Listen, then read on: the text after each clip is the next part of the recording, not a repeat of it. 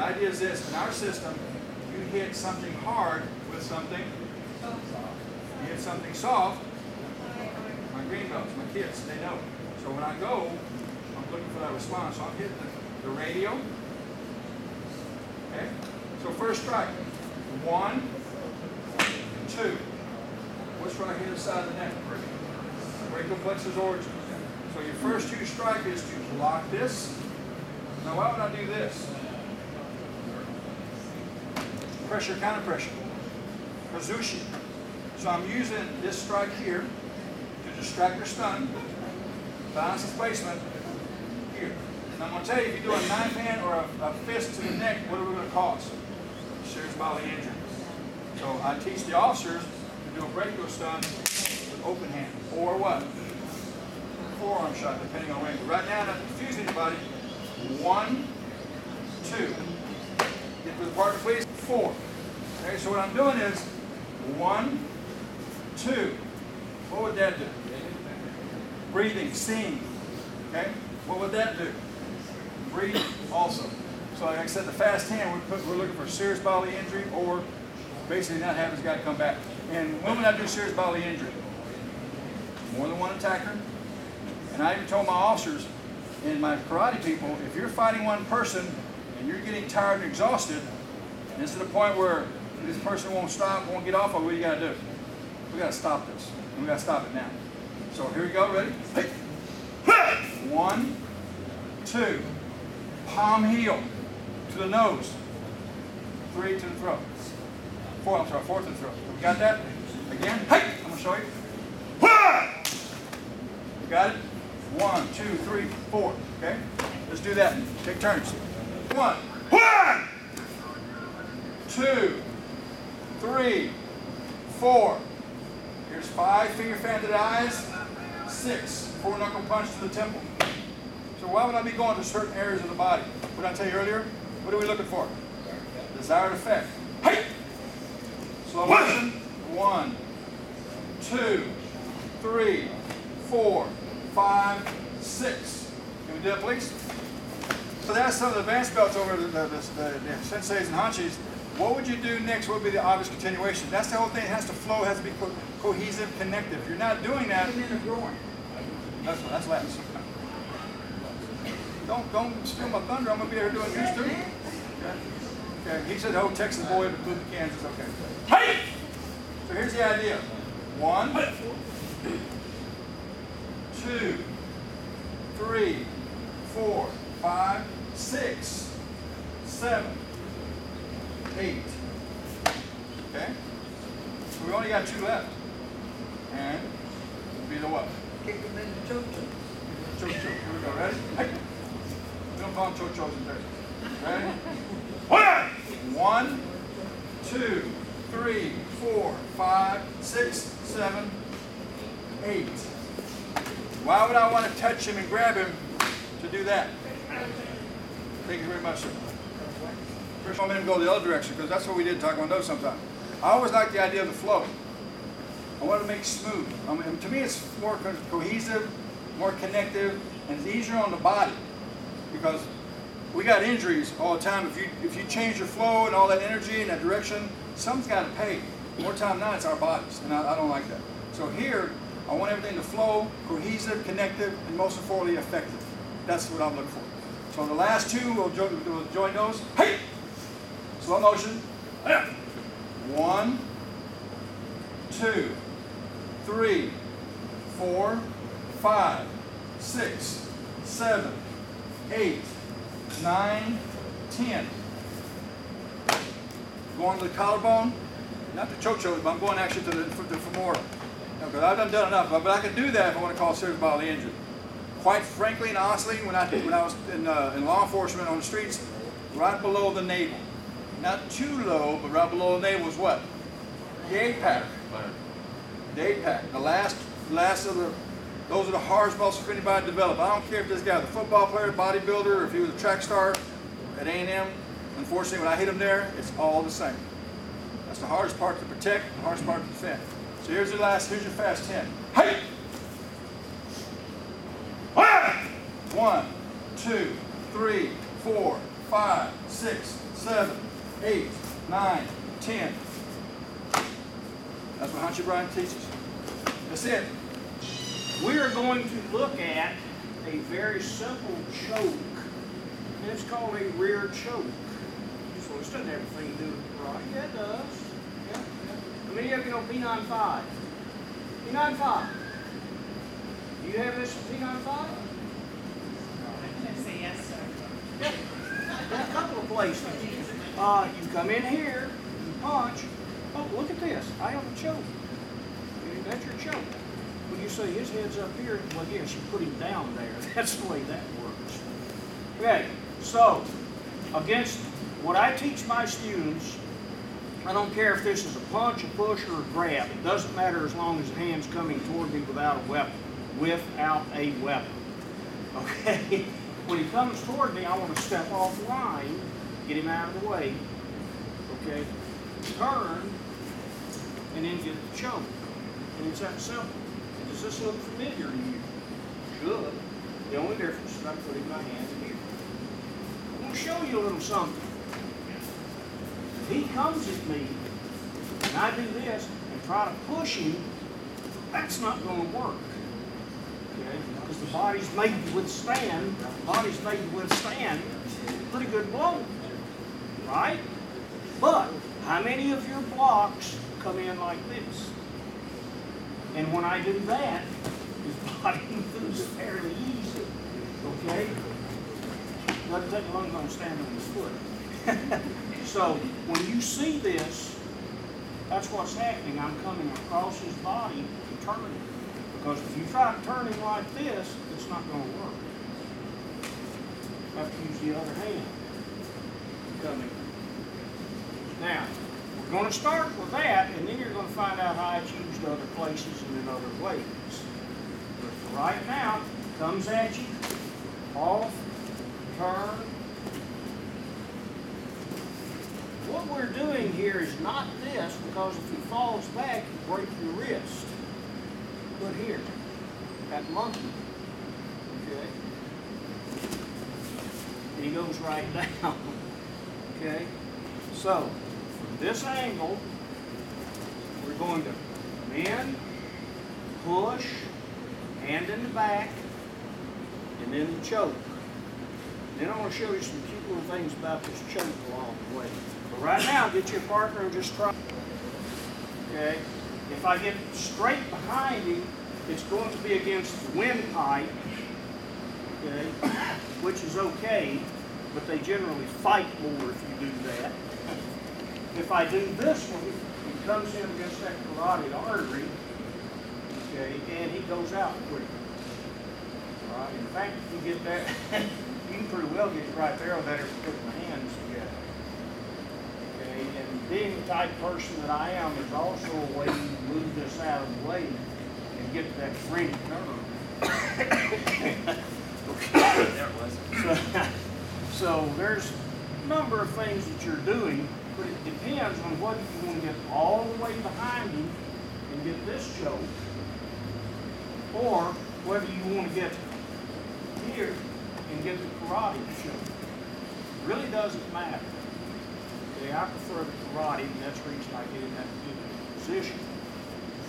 But it's here, turn, and then back. Now, that particular move can be used in a number of different ways. And with a little variation, it can be, we're not going to practice this one. Everybody understand this? We're not going to practice this one. But if I get behind him like that and move my arm up, his little head pops off. Okay? So you've got to be careful with that. Are you trying to choke him, or are you after something else? Okay, so from here, straight in or straight back, it's a choke or a strangle. If you use that little lifting up, then what you do is you separate the skull from the spinal column. So be very careful when you do that. And if it happens, I'll assume you did it on purpose. Okay, now, let's take a look at this. All right, and this is for the big guys. if I come in here and for whatever reason I miss this, I can always go across the body under those floating ribs and get a pretty good effect there. But now what I didn't just pull, okay, we can fight that off. I laid that smooth. Okay, and that will take the wind out of you and then you pick them up and slam them down. This is the same. Using the same thing here that I used up here. Okay. So, we come in here, I turned it, but I didn't get where I wanted to, but I just come around here, I moved the other hand too. Okay, and whatever you want to do. So try that a couple of times and be careful, don't break the rib. What you do is you come in on the bear hug here and catch here like you do this one, so that it's in the crook of the elbow and it's right under those floating ribs and right into the kidneys. Okay? If you get it just right, you can actually pop those kidneys loose. So from here, it's not just squeeze, but upward. Okay? So get your partners right. Techniques that are put together. Okay? Not combinations, not the way you think of them, but in other words, two techniques in one. Okay? So we go back to this push, punch, or whatever, turning, catch, hey, and then you can throw. Now, I let him go. What you really do is follow him down. Okay, so here, turn, catch, and then right back here. Really don't like you can come up here and it's a close, lock him up, and then you throw. Or you can just twist, and that does wonders. Okay? So, the grip is the same. Okay? He comes in, and this becomes not only a choke, but a strike. Lock him up and throw him. By the way, it doesn't matter if you get one leg or two. Doesn't matter as long as he goes down. Play it. You have it in Naihanchi too. Where you come across here. It's the same thing. Same technique. Okay. That's all for mine. I will see all of you tomorrow and we'll play some more. Him in the face, then the hand must pay. Okay, that's called bad hand. Okay, we can hit this eye right here. So just right there, you hit that little nerve right there. I'm not even hitting all that hard. Okay, it's a quick way. So this is the good, the bad, and the ugly. This is the good. Let go, let go. All right, let's try that. So they grab. By the way, if I really had to work at it, I'd take that little step in. Oh, and that would be your kata. People don't know how to talk to you. Kata. Can you say kata? I just want to see if I can make you do that. Okay, go. Couple of times. Same hand, shuto block, hit. That's, you don't have any kata to do this, do you? Is that your next move? How did I know that? Okay, we always start with this. Same hand, shuto block, turns into a grab. Steps in, hit. Right here. By the way, these knuckles, not these. That's for later. This and that. So you have Chainsaw Massacre, Dr. Giggles. He had a scalpel. Different. Okay, go. He grabs, shuto, hit. Ah. Why? I didn't hit you. It's fine. Drink a Coke, rub some dirt on it, you'll be okay.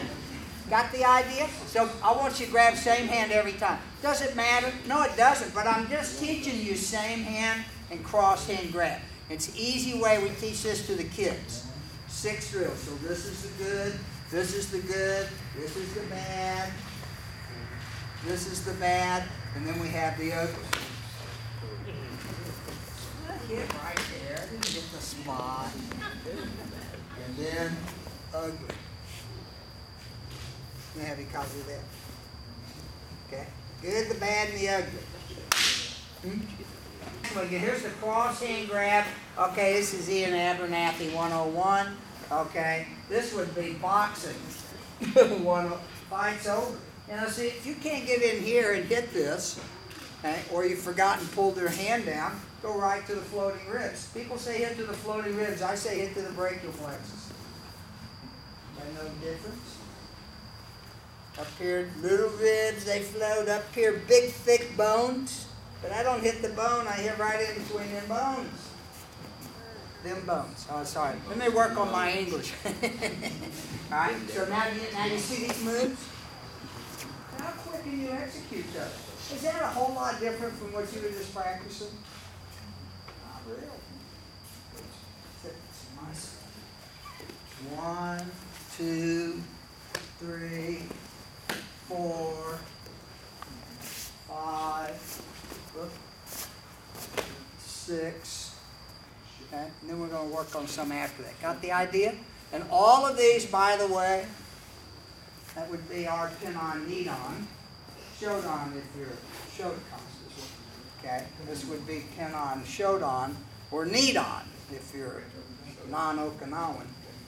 Okay, yep. Position or same way. We both have lots of targets. Okay, so if I don't know you and I'm basically trying to be cautious, I'm going to fight in a close position 90% of the time. 90%. Does that make sense? All right. And then I always found, so we like to grab people and hold them on. Well, it's a lot easier to hit someone if you can hold them still. All right. So if I know where this hand is, I'm pretty sure I know what's on the end of it. Right? And that's one of our bread and butter techniques. So a lot of systems, you know, in the old days used to be knock that hand out of the way and punch them. Well, I have a better idea. Grab it, hold on to it, and then punch them until you're getting tired. You see that whole move? Okay, now, and I like your point. So, you know, when you do this, you know the problem with that? What does he do with his other hand? Usually that right there. So my goal is to put you on the end of my bopper and not be on the end of yours. Alright, so if I'm going to grab this hand, and I'm going to always push toward his back hips. Always. So at least if he's trying to hit with that hand, he's got to go cross body. Now, can he still hit you? Well, maybe. But I'm basically trying to improve my reaction time and decrease his. Okay? Alright, so we get this bread and butter technique, and we worked on it last year. Did we do Badap last year? Yes. Did we do this Badap last year? Mm-hmm. Alright, so now he grabs me and punches.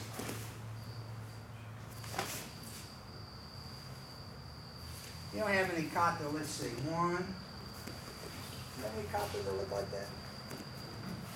Then what's this hand? Come down.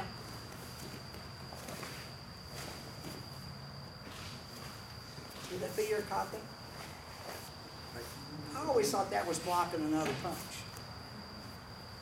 Maybe not. So here's the problem. If you're not doing that and he comes in, what is your plan to block? This? Yeah. Oh, that's called the ostrich defense. So if I can't see you, you don't exist. Doesn't work that way. And the thing is, if I start doing this kind of defensive move, he's already got me on the run. I never want to turn my hips if I can prevent it. Now that takes a lot of presence of mind not to do that. Alright, so when he comes in here, 1, 2, alright, now, well, I'm still in a fighting stance, but if I step offline, now where am I? 3, 4, whatever I want to do. And that's the first moves of pin-on shoulder. Oh man, I'm sure glad that didn't hit me. Well, you can go right from there. See, it doesn't, so I'm just teeing this up off a grab. And the reason I do is, if you're at this point where you're slamming away, the fight's already up, right? But how many fights start like that? It's, the pounding's about to begin, right? That's where you need to react, right here. In fact, if you're at this point and they've already grabbed you, you're already at a dumb distance and a stupid stance. So probably not a good place to be, but sometimes you just get surprised. Okay, All right, so now he comes in, throws that same technique. I trap. There's my back knuckle. He traps.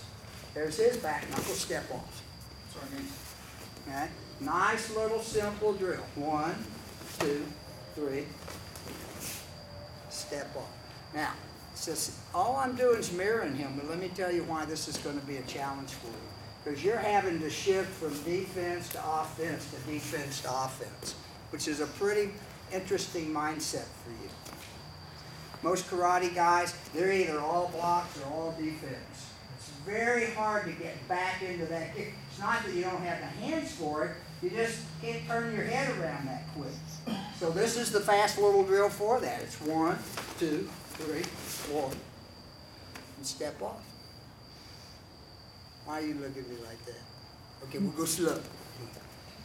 1, starts off the same, but this time instead of a punch, I fired right back. He countered, I countered again, boom. So I'm just doing the same defense twice. Okay? You'll see a lot of people like to throw these little back knuckles right after. By the way, this would be Chinese Kempo 101, wouldn't it? These are signature moves and pretty much all soft side. It's this rolling kind of hand technique. Okay, go. He wants to regain balance. He's not thinking about how hard he can grab my wrist anymore. Yeah, the fingers are still attached, but not with the same fierceness he had originally. So if I just use my body to pull out here, I break free. Now, this now here comes into, here's my down block, there's my punch. He bends his elbow a little bit, okay, now I got my wrist lock. So the first three that we're going to practice here are going to come in, break off balance, and we can be real mean, like be the bad guy, and smash the nerves and everything. We're going to just slap the hand. I'm not trying to do any damage, just slapping the hand just so I get free. I'm going to roll it so the shoulder goes down, stepping through, push on the elbow, because I've got an arm bar. He bends, I step back. Got it in pain. Now, let's start with the first three, then we'll lay it on. Okay? Take it, move off balance, slap it, come across, 1. Pull back into this parallel to the ground, 2. I'm going to come underneath here, I'm going to grab, I want him tall, 3. I'm then going to toss it out with an elbow lock to get to 4. So we're going to add a couple more now. So again, you have the 1, the 2, coming underneath here, raise it high, 3, bring it down here, step in front, 2 steps, elbow. Again, one more time. Again, breaking free, 1. Now, the reason I step back, if I come around here, this gives him plenty of time. This is safer to do. You can counter it. But if I got to here and I step back immediately, he doesn't really have much time to react. But I want to get a little more uplifting experience, get him on up. I cast him out a little bit to get him to bend over so I can come over here and lock the elbow. Okay, take that in. That's it. 4. We have 2. We have 3. We cast him out. We have 4. Now, what we're doing on this one here is that all we're doing is that we're just going to let it slide in our hand a little bit, come around here and lock. So we have 5, then we're going to switch the hand under, and we have 6. So, we'll start off on, okay, we cast out, we got the arm bar, let this hand slide, see if I don't open my hand, I just let it slide around the wrist, and bend the elbow, lock it into here. And this is basically what I call a right 5. From here, I'm just going to bring the hand underneath, rotate over here, most of you recognize this as a chicken wing. Okay, one more time. And everything over here. Cast out here. Get the camera going, roll it. Bring it in here. You can do a little hop in action aside. Grab your own wrist. Then just change your hand underneath. And rotate all the way over. Notice I'm pushing the pressure down by the elbow and not by the shoulder. Yeah, that's what happens to you by the shoulder. Do by the elbow, a lot more pain. Okay? Take that. Start on the chicken wing. Here. You're going to start turning the head down and around. As it comes around here, you're just going to grab your own wrist and take it right back on down. So I'm just kind of put my hand there as a block. So the chicken wing comes in. And I know the Huntsman toy just loves turning the heads and everything else. So I basically pick this up for you. When I come around to here, I immediately sit behind. I got my little ground. If you stay in place, you're gonna have a little trouble bouncing into each other, so you gotta move the body over here. If I get into here, push the head down. If he's coming around here, I'm coming to the backside. He didn't even know what's going. I can just grab the hand here. I have my lock. And then from here, you have to take it. Okay. You gotta try it. Right there next to the hotel. That way I can take care of y'all, make sure y'all square away. Yes, sir. You let the hand slide, reaching around, grabbing arm. Yeah, the hand comes underneath, palm up, give it your chicken wing. We toss the hand underneath. Now the hand comes out here. I'm just going to grab my hand and grab it like so. If it continues coming up, I step back and I have the lock here. Okay, so this is where we were at as far as the ground goes here. Does everybody get to that okay? Yes. So far so good? Okay, let me see it one more time, then we'll add on. See if there's no problem with it. No, go to the one, at that point again one more time, just make sure. So the whole idea, I'm trying to get our system, but I want to start getting ready for Alonzo too. You have the small one on For top, whatever reason, rotate the hand accordingly, as you pull one way. group, they're all going different routes, and I'm not, they've asked, they want us to come back, and I'm like, we have to talk to these guys. Rotate, keep it straight I out. mean, there's a good friends of mine still there. Down to the hand for leverage. I want to One see up, something different. pull the other end, I like what right Alonzo through, has. open the corner, and we're free. The idea is this, there's footwork. What I best know where we're going to is going back to the Pull beginning. right here, the wrist. Especially with very much Right because here, of where that's what happened. That looks like a little bit. as you say, agenda or Up here. location or circumstance. He was in a bad trying to get people to come to seminars. These are all flashing all the time. Somewhere on the east. That's the idea. So the very first one that we're going to do is double take here. The first one, basically a dodge. All you're doing is stepping forward. The idea is this, if he's here and I have the bow, and he was step across, he's going to double strike. So I see this as a double curtain word. But the idea of the next one is if you can step back, back to both sides. What you can see is, what we saw yesterday with Professor Baker, is that doing that, we just did the first 5. What's going right in with you guys? Now we're doing a 10. The 10 going actually has footwork. You can go on the side dodges. Yeah, you're going to all 5 of this. I have a way of thinking what the best for me. The upside up, alone up here.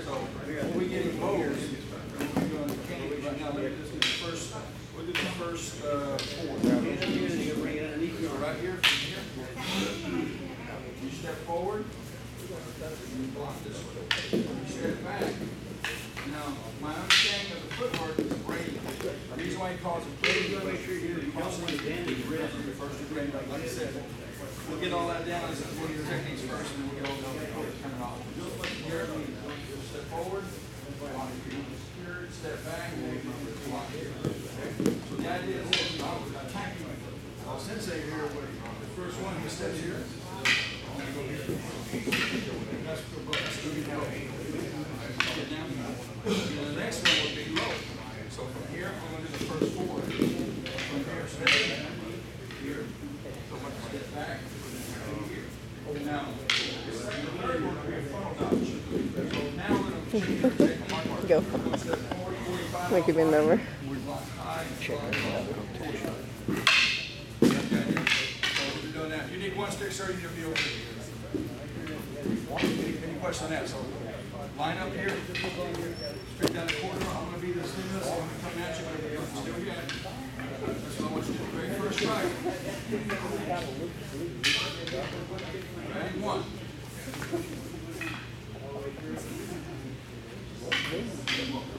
2. So he's doing something different. Don't watch what he's doing. That's fine. Okay, now 3. I go to this way. Okay, now 4.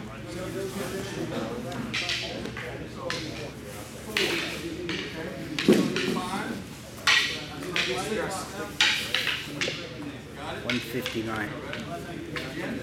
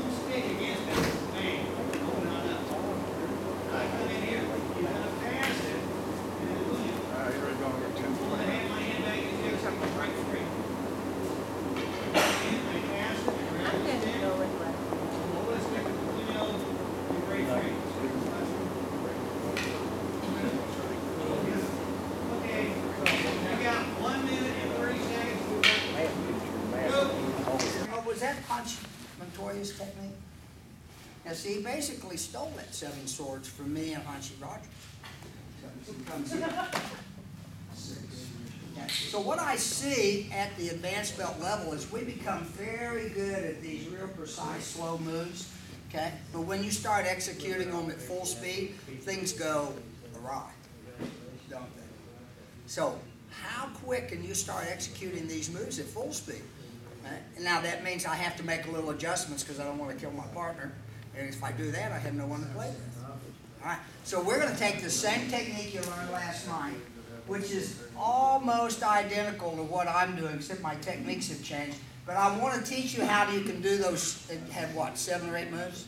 I want to teach you how you can do those faster, okay? And it's all about how you're counting to yourself. So when you're in here, you're going 1, 2, here yours was 3, right? Mine goes here, 3. It's almost same technique. Yours went here, mine went here. Small difference. I don't care which technique you do. And it's really not important. But what I want is I want this to be first move. What's that? 1. Well, you're going to count every little letter and you spell cat. No. But do you see, if you're thinking to yourself 1, 2, 3, that'll be the speed you do it. Okay? Ask any of the senior instructors, what's this? Go to gosh. Well, how many components were in that? Well, there's probably half a dozen components in that to make that work. But it was only one technique. Got the idea? All right. So I teach the 7 swords. I have his age. They can do this 7 sword technique in 3 seconds. Not bad for 6, 7 years old. What am I after? I'm after them when they're 16. And then I put them on the list of people I will not fight. Because if you're taller than me or older than 12, you're on the list. Just saying. All right, so here it comes. 1, 2, 3, 5. Now let's do 5. 5. You haven't seen it that fast. No. Did I hurt this guy? So when I throw to the throat and I'm going fast, I'll throw here. The worst he gets is a thump. Right?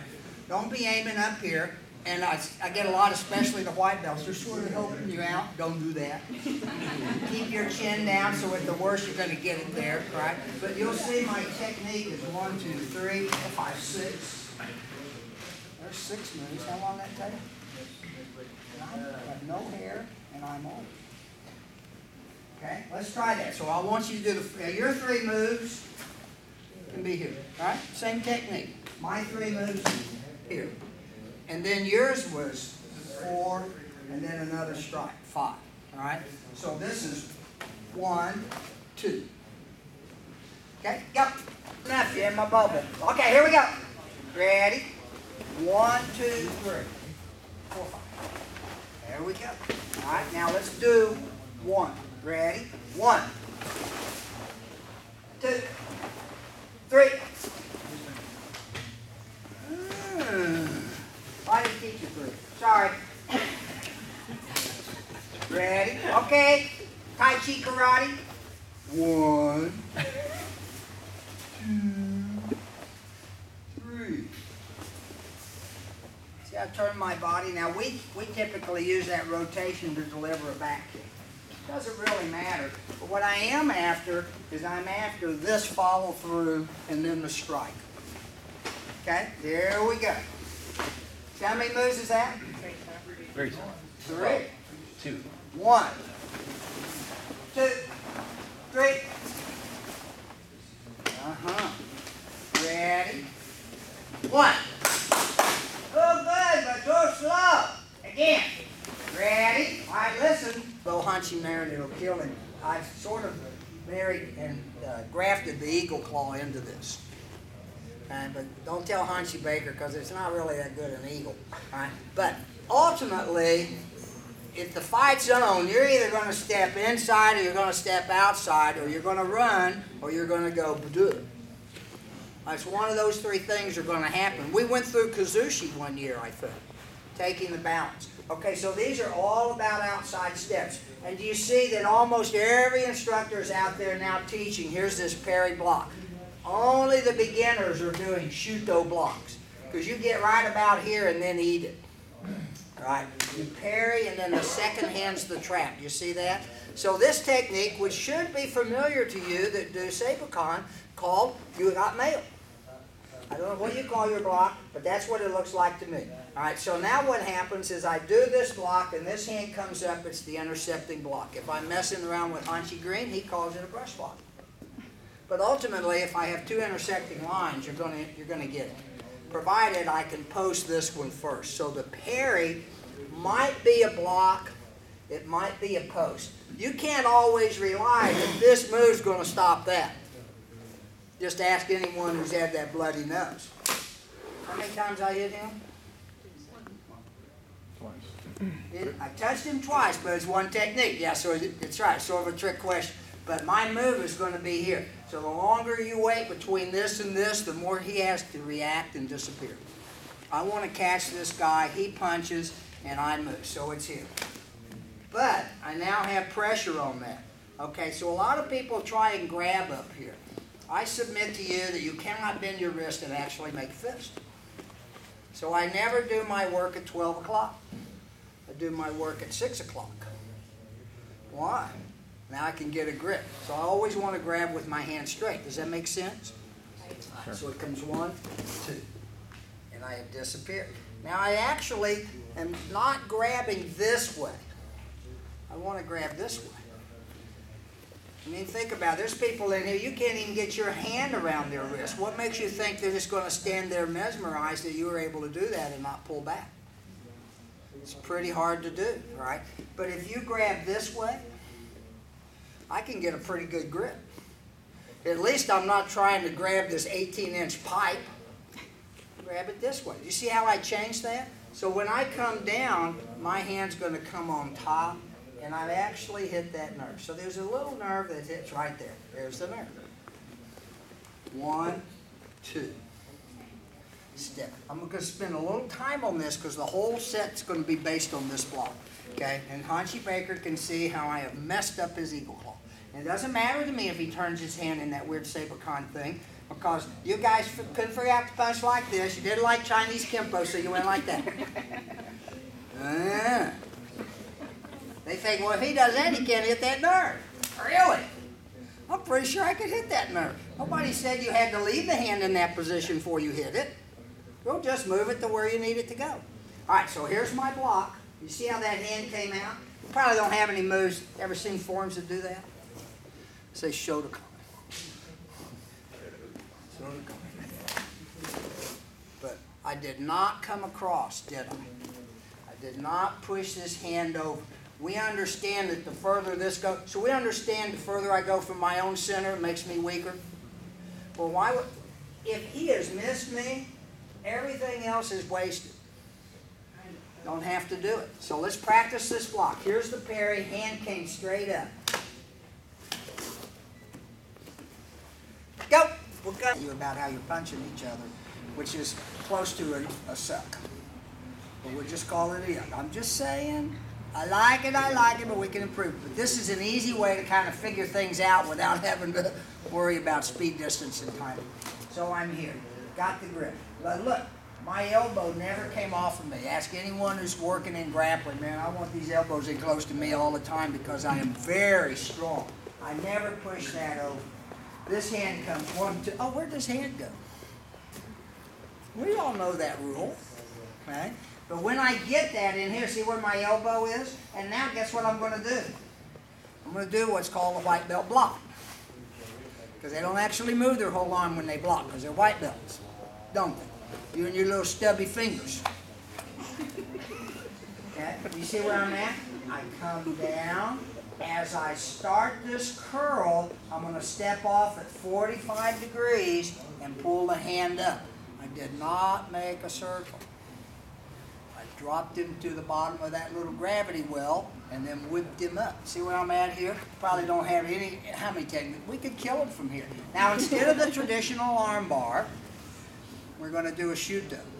Same technique, okay? But the shuto, you can actually break their arm surgically and not leave a bruise. That's the goal. Okay? I don't think it can be done every time, but it is a goal. All right? And as I strike this elbow, I'm going to step in 1. have not really moved this hand. And I want you to think of taking an extra step.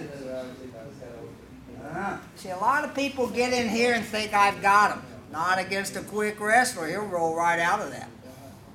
In fact, that is the counter to an arm bar. If you can't bend your arm fast enough, you'd better be rolling, right? Okay, so when I'm in here, if I hit with the left, I step with the left. See, I've got this guy. And I want to get his hand above his shoulder. 2. If you do that correctly, you can put it right there in the pocket. Stop all the squirming. Stop. Right, so. Okay? Can you break his neck without leaving a bruise? Well, maybe, but you know, NCIS now, they're pretty sophisticated. You know, get that to Abby. I'm not.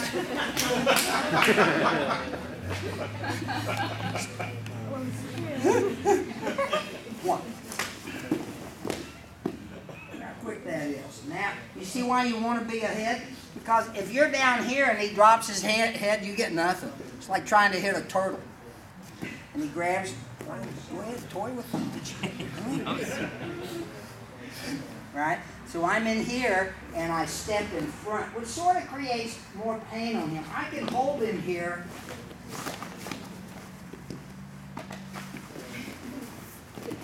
Go! Go many times. Look at my block. If this is the target and I get on this side of my head and bring it back to this side of the head, you had to miss me. It's called oblique lines and intersecting angles, right? You had to miss me. And so what I'm telling you is, this is a little different block. I don't teach this to the white belts. But it comes 1, see where my head is? 2, 3.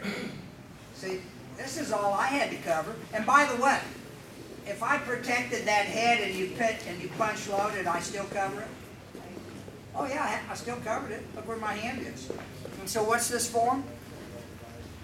Tenon Sandan, also known as the Allspark of karate. Everything came from Tenon Sandan. All movements. Okay, all right, here we go. All right, so you see how now if I do this sideways, see, instead of coming in here, because here's what people do. They block from here and then they move their hand out, right? Okay. If I'm slow, by the time I move my hand out, your hand's coming in. I have to be pretty fast and dead on. I mean, I've watched boxers block like this. Say 0. 0. 0! Because they're usually about to become one with the mat. Okay? But if I take this hand from here instead of doing this move and do this move, whoa, starts looking pretty Chinesey, doesn't it? You see this move? So this hand actually did not scribe a circle, but it did scribe an arc or a curve. Your circles, as you get more advanced, become smaller and flatter. All right? Big circles. So in first grade, here's your Big Chief tablet and a number 4 pencil. Try not to stab your neighbor with your pencil. Second grade, when you learn how to print, you must touch all the lines. Remember? Big A's, little A's. Then what did you learn? Cursive. Ooh, cursive's better, but you had to be able to print before you did cursive. Okay, all right, so here we go. Ready? They punch. Now, the other part of this is I always have found that, and in case I'm just not faster this time, moving out of this way at the same time I'm doing this is like a good idea. So when this happens, what happens is people they start this move. Look what I started. 1. Okay. Oh, what's this called? Allspark. You guys need to watch all the Transformer movies where I get all my material. All right. Now, but instead of bringing my hand across, look what I did. So look, if you fix the way you started, you're going to end up. So good beginnings bring good endings. If I get a good beginning, you ever gotten in a bad situation on a technique and I'm trying to fix it, just doesn't work out, does it? I'm basically on a recovery strategy. I'd like to not have recovery strategies. I'd like to have initial execution moves. So, going slow, it goes 1, 2. Then I get the grab, right? Grab comes down, 3. I had 2 little scoots sideways. Got the idea? Go! Then you must suffer. You must suffer. Put me back into a happy feng shui. Almost anything can ruin my feng shui. So just say, all right, so here he comes. So he punches 1. Same technique. Now I'm going to do a different. So number 1 is we step off to the side. Same entry every time. Step off to the side. See how I turn this guy? You step into here. This is like fun. Probably don't have any kata to teach that. I thought we were always holding them over here. Who said that? Then step 1. Okay, I got that wrist bit. Okay. 2. Now, if he bends his arm. No, sorry. Wait. Bends his arm, you go right into Hunchy Baker's favorite technique, the chicken hawk wing. Okay, I put him right here. There's the shot. 1, 2. If he wants to reach from you, just back a little bit. Okay? Or you can beat on the arm until he comes closer. Either way. Okay, all right, now the second technique starts from here. Same thing. 1. Fight's over. Look what happens. 1. As the traps, I now have a passing hand. To about there. Pretty quick move. I mean, how long does this fight have to take? What are you on YouTube or something? No, you just finish it off. He doesn't trust me. Let me give you some counsel on this. 1, it is not good form for you to practice that, in my opinion. Because basically you're practicing missing. Because while I'm practicing full extension, well, assuming he's ducking. You ever had the student who forgot which way to go? Have you noticed when you hit somebody and it hurts and you say, I'm sorry, it still hurts? Just saying. So when I'm here, I'm always on target. That's your shot. It's just got simple. Same technique, slaps down. Oh, could you do that? Yeah, I could do that. I could do that. I could do that. Whatever. It doesn't really matter. What I got was collecting and firing, right? It's basically the whip. If your senior instructor isn't teaching the whip, then he probably isn't hanging out with us. Somewhere we understand that hitting somebody at 90 miles an hour is bad. Hitting them at 90 miles an hour on the way to 120 is worse. We want that whipping technique. Okay, go. Side step, boom, boom, boom. That's number 1. Number 2, same technique, slap the hand down. Now here's something that I'm doing. So if you're coming here and you're bringing your hand all the way back, that's because we beat it into you at white belt to do that. But where'd my hand go? Elbow never crossed my ribs. Punchy Green 101 puncher.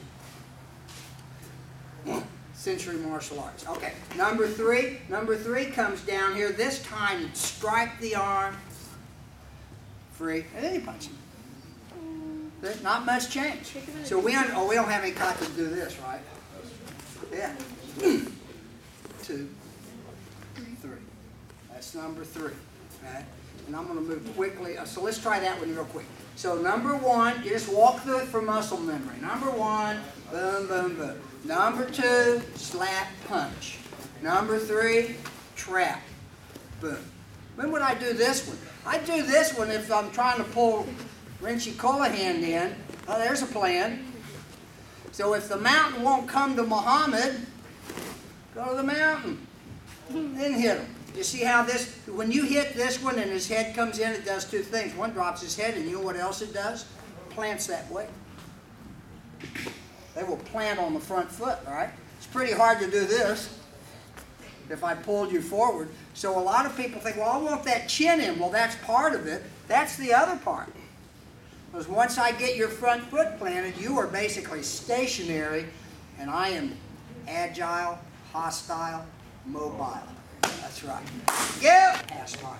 But if he steps and plants, get the Sunkutsu. I'll give it to you. That's what you get. And now you turn into this tug of war. We do not want to be in tug of war conflict when someone's trying to kill us. That's later after we cross their eyes. Right? So now look what happens. Where am I? So I don't care who moved, and my strike goes to the kidneys. Okay? Now what happens to people is they come in here, and now their hand's sort of in the way. but see my little ricochet? I already have my elbow free. Okay. That would work. That would work. Doesn't really matter as long as I can pass him and get that elbow free. And guess what I do? Unwind. So you'll see when I practice my one steps, I'm not in forward stances. How many stances does a boxer have? 2. Standing, not standing. Basically it. There isn't any. You know, they don't say worry about your feet. Your feet are simply there to get these in range. Same thing. So when I'm here, wherever I ended up in the oh my gosh, I didn't see that coming category, when I'm in here, I'm basically in a boxer's position. You need to lose stances in street fights. And then there's your shot. 1, back knuckle, or 1. I find this to be effective. So now you're back into Hanshi Montoya's discussion about flow. Okay? Flow doesn't always mean switching hands. Flow means how you're rotating those hips, and the appendages come along with it, because as far as I know, they're all attached if you're from this planet. Yep. How you're gripping the wrist. Does it mean the other stuff you're doing is wrong? No, this is in addition to, not instead of. Let's do that. If you're being attacked by a 12-year-old green belt, you can do it the old way. But I'm pretty sure any 10-year-old scares me. I can take it. But when they start getting on this front row, I get a little nervous, right? So change that grip. 2 is I always do my grab at 6 o'clock, not 3 o'clock. 6 o'clock. In fact, I skip 3 o'clock. It goes 12, 6, 9. Not a lot of elbow. We understand Kazushi means taking the balance and forcing a correcting step. It doesn't mean stepping back. It can also mean stepping forward. As long as you had to take a step and stop, that's 1 second when I have to be ready. And so if you're working through your timing, it's basically about learning when to enter the void. There's a void in there that happens before you sort of adjust and then you go back at it again. I have to be ready for that. Okay? You know about taking an extra step. So most people do those arm bars, they stop right there because that's how we were trained. Knee goes right under the shoulder. Right? That is the pin. But if I want the strike, take the next step, which is a locking technique. You can do that with an arm bar or shift it to a chicken wing. Okay? And karate word for a bad technique is suck. There we go. Thank you. Ready? In their system was called first. Now that's actually a fairly complicated kata when you get right down to it, so there must be a reason they call it first. We're going to take a look at that first movement out of Heian Nidan, or Pinan Shogun. Okay, for example, you know, however you do it, we do it, of course, as the block form. If he were to punch, okay, there's how you use it one way. Okay, this is the one that blocks. This is the one. Otobu Choki, some of you have heard of him. He was the fighter in Okinawa. Always said front hand punches. Okay, so if that's true, then there's my front hand. Okay, why are you in a back stance in this? Well, if I'm in a front stance and he leans back, he gets away. But if I'm in a back stance, I pull him in, plus I also have an arm bar. Okay, so you got to look at your stances too. So, well, gee, coach, what happens if you go inside? Don't care. I prefer to be outside, but you can go inside. In other words, if you came in the same punch, it would just be the opposite side. Okay?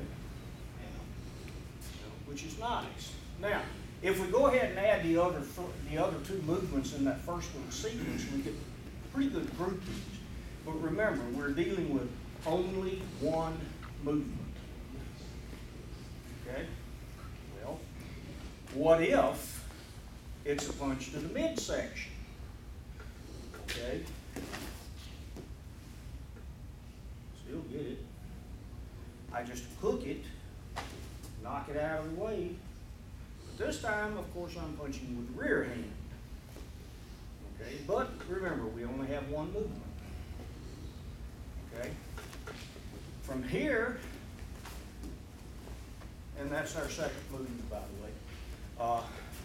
Compliments to Baker Hunters over here. Okay? But that's a block. What happens if somebody throws something? What's the first thing we do? Does that look familiar to you? Yeah, so that's it. Now you say, well, what if he kicks? Still got it. I just hook the leg and hit. Now, obviously, if he's presence of mind, he can hit me, but you know, we're hoping that when I grab his leg, what he's thinking about is staying upright. Okay? So when you look at this move, how many different ways can you use that move? I've mentioned before that each movement should be a release, get away from something. A grappling type movement can be a choker or a lock, a strike, or a throw. Okay, each movement should be able to do those four things. Okay? This is primarily for the ladies and the children. I've quite frankly never seen one man grab another man like this. But from the rear, like this. Okay? Obviously you can keep that presence of mind. But let's take a look at that. Does that look familiar to you? Yeah, it looks familiar. So now I have my release. Okay? Very slowly, he tips me up, I drop, and come in with my movement. Okay, so now we have a release. If I scoop that leg hard enough, I have a throw. With this, I have a punch. So you can go through this and obviously, you know, grappling type move if we add that second move to it. So brown and black belts, your assignment for next year is to take a movement, don't care which form, don't care which movement, and see what you would do if that was the only movement you had to defend yourself with. Okay?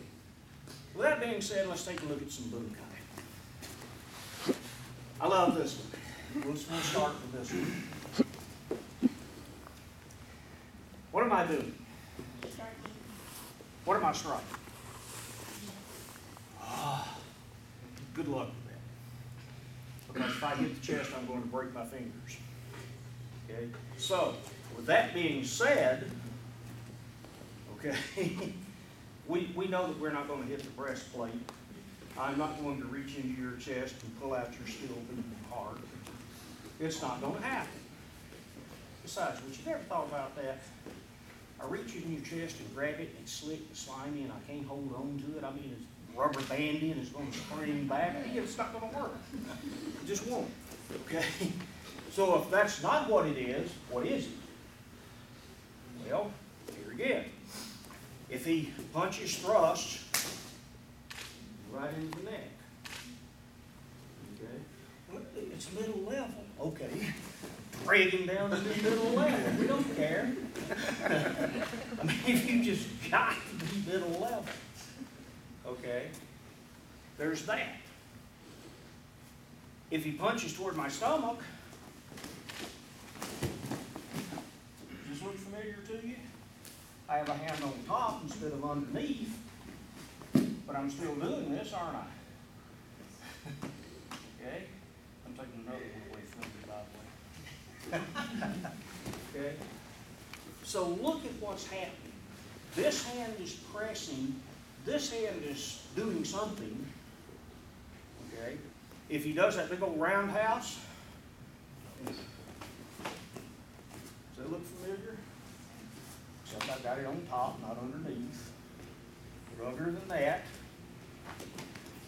it's the same technique. Okay. Grabs the lapels. Okay. Does that look familiar to you? Yeah. Press, jab. Okay, we're gonna start off with an easy one, and then we're gonna get to the complicated ones. All I want you to do is he punches towards your stomach, rush, hit the neck. Do not hit the neck, but aim for the neck. Because from here, now you notice I'm coming off lines. But it's just press and here. Then we do any number of things after that. Get your partner, work with that a little bit. Commented that karate was not designed for the battlefield. See, that's something else we used. It was designed to guard you against villains and ruffians. In other words, people without any training, other than the fact they might rape you.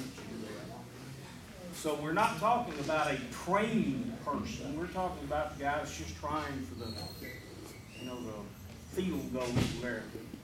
Well, if he kicks, and this is all I know, it'll work. Okay? You scoop the leg. Now, I'm not driving where you think I'm driving. Okay? Into here. Or could be into that inguinal fold, either one. Okay?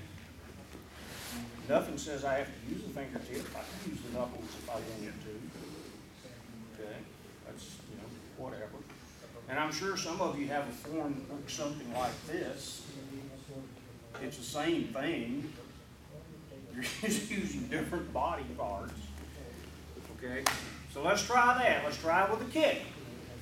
Scoop back and then out. This is offline. Okay? But since I'm already here, I just make it a little more. But here again, if you watch your forms say, ooh, I better move. Okay? Here. Alright? Show you something about this, by the way. The way I learned it is you step back, then out. Okay? To do your form. If all I do, if that's the only movement I know, and he punches, and then he follows up with the other one, he's missed me twice, and all I've done was take a step. Okay? Watch your forms. Try to see what they're telling you. Oop, get out of the way. Oh, here comes another one. Watch what's happening. Pay attention. You can always add something. Okay? That's just it. You can always add something. So, you've done the scoop into the leg. Have you done it from inside, by the way? Bet you haven't. Some of you haven't. In other words, he's kicking with this leg. And I'm scooping here. It'll still work. Given the choice, go outside the attack. Always. Okay. Well, not always. There's one instance where you don't. And that's when they're swinging something at you. You want to go inside at that point. Okay. But generally speaking, you always want to go outside the attack. Okay. Try the next one. Just grab your lapels. Okay? This hand slaps down on those two pressure points. I'm going to tell you a hunch he taught you yesterday. You see how his neck pops up? It's like, hit here, please. Okay? So he grabs. Now, if something goes wrong, I hit here, but his head goes back. That's okay too. I don't care. It's still a shot. I mean, but you're aiming for the neck. So get your partners, they grab the lapel, slap down, going outside, kick into the knee. Well, maybe. Okay, but there again, I'm going to have to be pretty big to make it work. However, coming from inside, it doesn't take that much. Just like, that's all it takes. When you see football players, their career ends, what's happened is they've been hit that way and the knee's gone. Okay? Now, Hanshi, by the way, tells you to do this with your foot. And it used to be, and I'm not going to do it to you, but it used to be they said do that. And that was why. Came here, hit that leg, and jammed straight down to the ground. Okay. So, with that being said, he does the old kick. You catch here, you're not pushing down, you're pushing slightly to the side. Now think about it. This part's different, but this part is still going in the same way. Okay? Each partner and try. We'll go through it very slowly so you see it. From here, like this, comes under, hooks the elbow. If you get this right, you don't need much else. Okay? This in itself will pretty well do the job. And by the way, for those of you who have done judo, this used to be, before they decided it was a little rough, the counter for the guy that reaches behind your back to throw. He's going to do a hip throw on you. Okay, so he comes in and grabs that hand and you go boom, and just rip his arm off. Okay, so from here, we're going to hook, and then the hand goes out. Now you can hit there if you want to. There's a little rubber center there. You can do that if you want to. You don't have to, but you can. Or if you prefer to use the oxjaw hand, you can do that too. It doesn't matter, the hand still goes out. But you got the lock here, and then the brakes. Okay, so one more time slowly. Here, curve, there's my flat hand, and here. This hand's on top, not underneath, but get over it. Get your part. Remember, even monkeys fall out of trees. Okay? So if things go south, go plan B. Okay? I've come in and blocked. I'm going to hook the arm, and he bends his arm. Don't care. I'll lock it up here, and instead of thrusting, and just tearing his face completely off. That's a fun thing, by the way. Anyway, get your partners and try. Go slowly. They bend their arm. Simply scoot to come back where you're supposed to, and you'll find out their head's right in half of that palm heel. Ask. Ask your questions. I have blocked. I didn't get my straight arm lock, but he doesn't bend it down. He bends it up. Not a problem.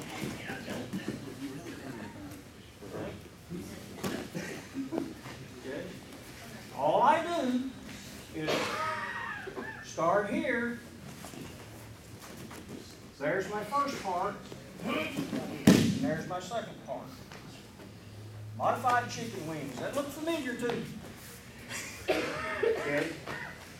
Remember, if plan B doesn't work, go to plan C. By the way, if plan C doesn't work, find the door. Okay, it's not going to be a good day. All right? But it'll work. Straight arm. Okay? If he bends it down, scoop. Just simply thrust it through and bring him down. Yes, the arm, the hand's on top again. Okay, get your partners, work with that one a little bit. You're in this position, which is where you don't want to be. Okay, well, I've got to press down and then thrust. Okay? So from here, I take my hand, press down, take that, and I like this one.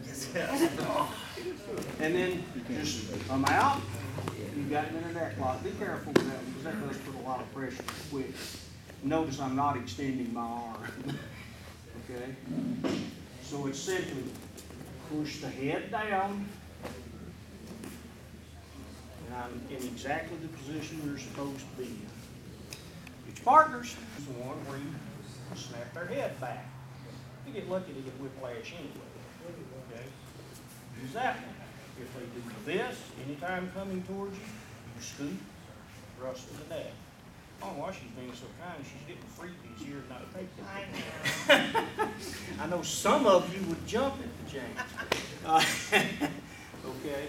So depending on what your partner does is going to be your reaction and use of that particular technique. Just try not to get in a big hurry. Try not to go really fast, because all you're trying to do is learn when you can use it. These two over here have learned how to use it against the spinning back kick. Yeah, I'm putting you on the spot. There you go. Go ahead. See how his hand came up under there? It's like, hello. Okay. So think about it other than just what I've given you. Okay.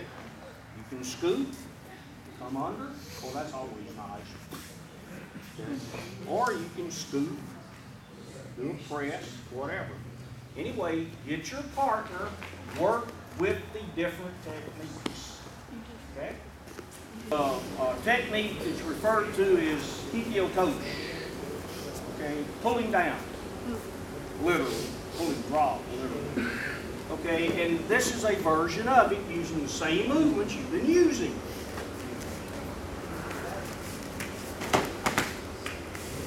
Again, slowly so we can see. Slowly. Slowly. No. Okay. So one hand is pressing, grabs and pulls, and the other hand pushes against that elbow. Try that one a couple of times. See how that one works. Okay. So it's corner drop. Either way you drop it, it doesn't matter. They're doing it just has it set up like, and then you Okay, one more. body put it on your Or at least one more I'm going to show you. This one is the one that is, you hear the stories about the old masters, that could ram their hand, all this good stuff, and I'm like, sand, hot, cold, rocks. Don't think so. Because most of them were school teachers or scribes. So they had to be able to write. Okay?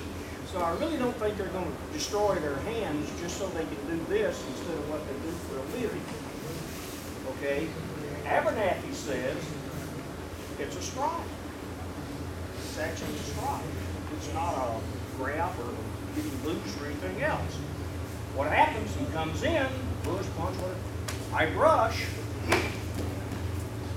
and hit. Ladies have to be careful. Here, it goes straight across. And as it goes straight across, that elbow slams into the chest. Invariably, you're going to do this. And nothing happens. Because your fingers should do that. No. The form says straight. And that's why the form says straight. There's that much difference. Okay. Get your partners, be careful, play nice. Some of you pull fist back. That's okay too. It's all right. But for those of you who do this one, look at your form. What does your form say? Your form says if my hand is here and this hand goes straight down the back, it'll be in the right place. Not out here somewhere. Straight down the back of the hand. Without hitting you too hard.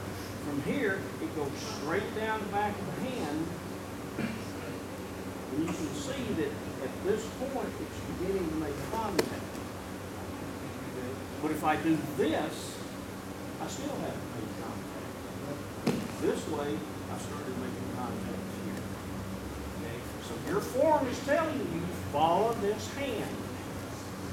Follow that hand and you'll get it right. Okay? Okay. You too have a variation. Okay? And it's just a good old roundhouse punch. And I'm in here, pull, go back. Okay? Pulling him back, pull him off balance. Remember what Kennedy Hunchy said this morning about off balance? That, by the way, is why you pull it back. And then it can hit pretty much anywhere you like it to. I chose this because it's the least hurtful. Okay, and just drive. So try that one a couple of times. You're pulling back to the waist. Right.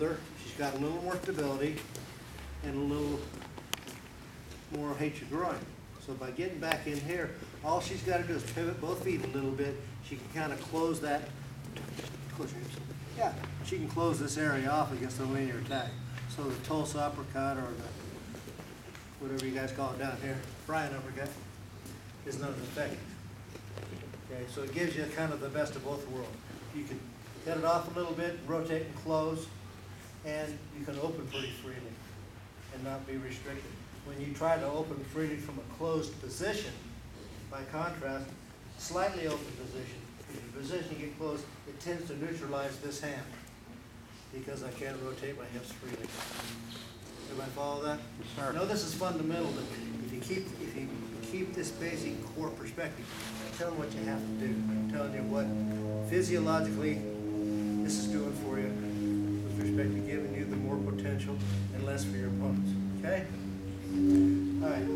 Now, how many heard of Jack Dempsey? My instructor thought he was the greatest fighter that ever lived. Because you know what was unique about Dempsey? They called him Manasseh Mauler, and he could knock you out. If there was 11 seconds in the last round, he could still win the match with a knockout. He had a tremendous rear hand. 180 pounds, maybe a little over. I read his book.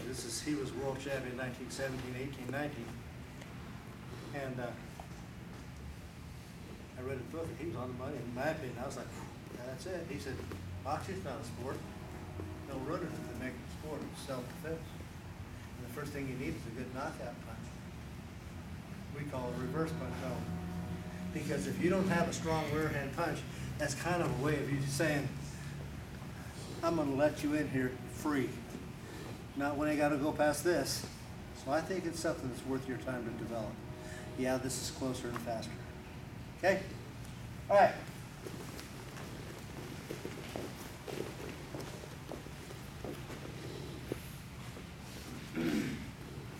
When I shake your hand, I'm going to come shake your hand. You tell me when you feel less comfortable. See, right when I get in here in the zone, he's going, I don't feel comfortable. But if just before I hit the go, then I made a innocuous gesture, a non-threatening movement. I've extended my hand, rear hand. That's another way of saying I'm going to take my weapon hand and offer it to you, to your control. But it's not threatening. Now, how do I use that to my advantage? When I'm fighting, it means I move my hand just a little before anything else, because this doesn't represent a threat. By the time it starts becoming a threat, I'm already on my way. But I've taken maybe 1/100 of a second off his reaction time. I start with my hand and fall with the body. Okay? Front hand or rear hand. Now, if you got a technique, like I used my own example, I stepped in, hit my opponent, and recoiled the technique in one frame on a Super 8 camera. That was in those days, not now. Okay? That's 5.5 of a second. So I was making contact probably close to 300 of a second. And I had a little jump on that, so maybe he only had 2.5 frames.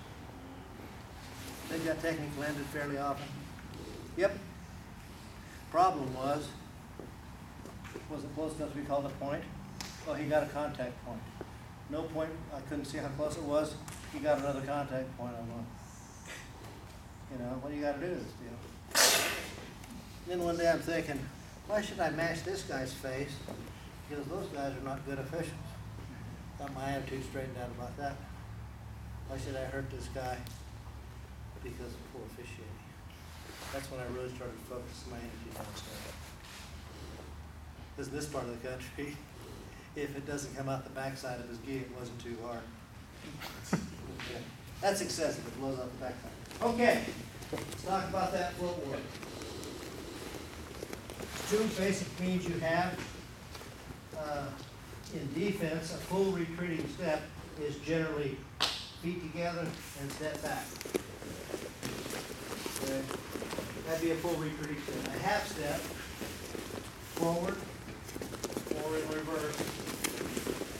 You're moving the foot the direction you're, most of the direction you're moving.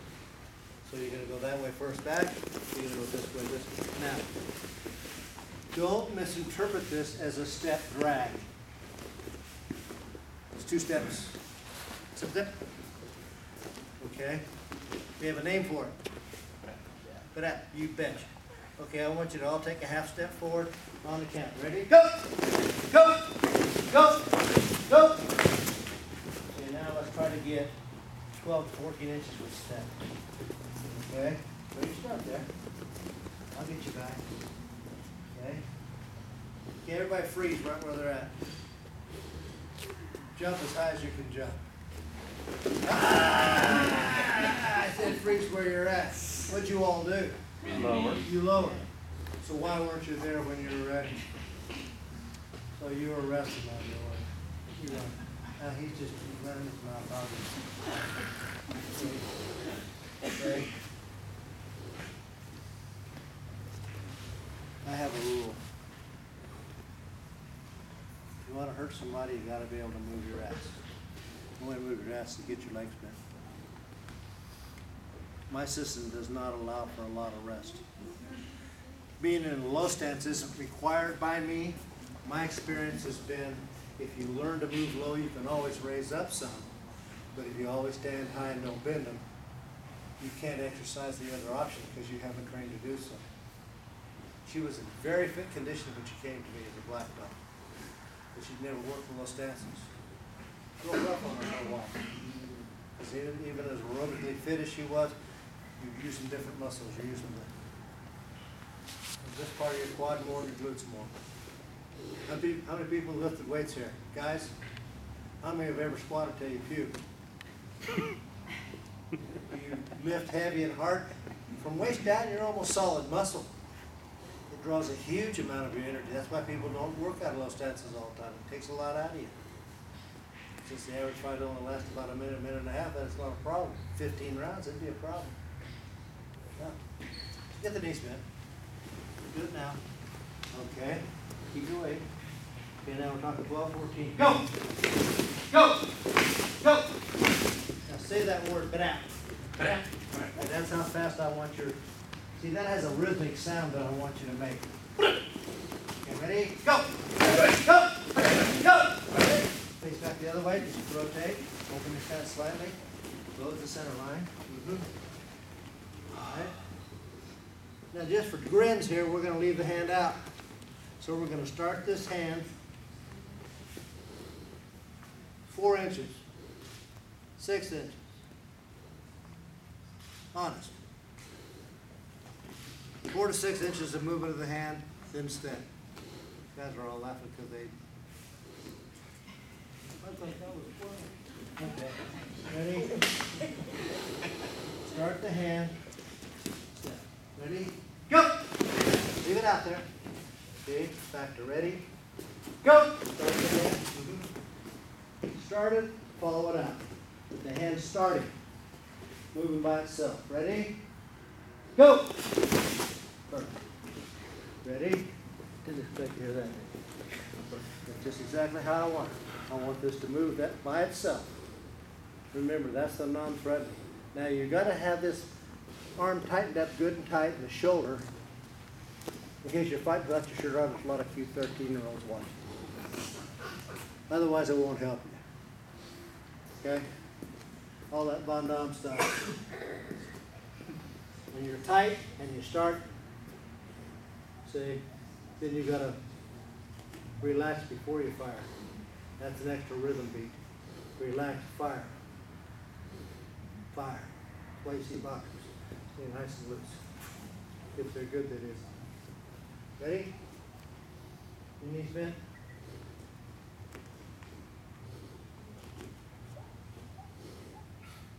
You could have fooled me. I think I've bent a little more. Spread your feet just a little further. Point that foot a little more forward. And more, even more. I want your toes pointing up this way. More, no. This way and this way. There you go. And your heels up. Okay. This isn't a stance, per se. It's a position. Okay? The implication is the function of your legs in a fight is mostly movement. We've already decided that's how you control this. You're not going to ever hit him if you can't move. Close it up just a little bit. There you go. Ready? Go! Stand it on out. Okay, what I want you to use this, leaving it out, is the idea. Get used to the idea that this hand starts and keeps on going. Okay? Just leave it out there. Go! Get ready. Go! Now let's suppose this wasn't real powerful. What if he just did this first, started it moving, took a step in, stuck his finger into my eye. Okay, so that'd be effective even if it wasn't real powerful. No guy who did that to a guy. Up the top of his ear bit off. So he said, I just jabbed my finger in his eyes, till as hard as I could. Now, he's got top of his ear missing, the other guy they call one eye now. Ready? Ready? Turn over, sir. Okay.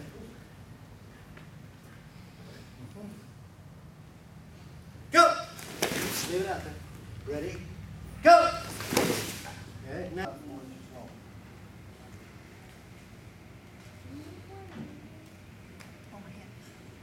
No, I want your butt down there. You did exactly right. I just like your elbow a little closer. I like the front elbow. I'll tell you what, see that position he's in right there? Stand up. Sit. My instructor could step, cross, and hit here with the side kick and recoil before he could get his elbow.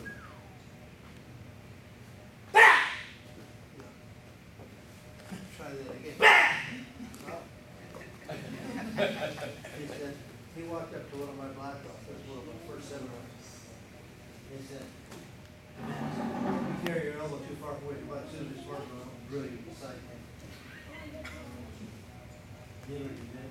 Dropped his elbow. No, he left his elbow there, the first thing he did is throw it in the side kick. Just like you said, he got in and out. Saw a guy, one of the good Texas fighters, did a scocher. It was Joe Lewis. Grand Nationals. Bam! Kicks out and gone. Did the elbow kick. Oops, little late. But I mean, hey, he was one because you first showed me. The inside, and you get like a regular. The other foot to the outside. This how I got his other foot blocked. I get this behind my back. And I'm going to move him in front. I'm standing behind me and project away. So if you feel them on your back, you pull them in, you're not supposed to. You want to throw behind your back. One, two, get right to here. And I don't look to where I'm throwing. Stand there on back. So I look at him, I'll be taking off balance and I will fall. Say in our style Aikido, we get toward the side of balance. We don't mind listening for it, but we not want to see it. So we project behind us, this gets our stable base to go through and finish. So one more time. A little more complicated. That's the last move of the form. I'm going to step in, grab, step around and go up. Use my body to pull, let it hit on out, and here's my throw. Okay, get out of the try.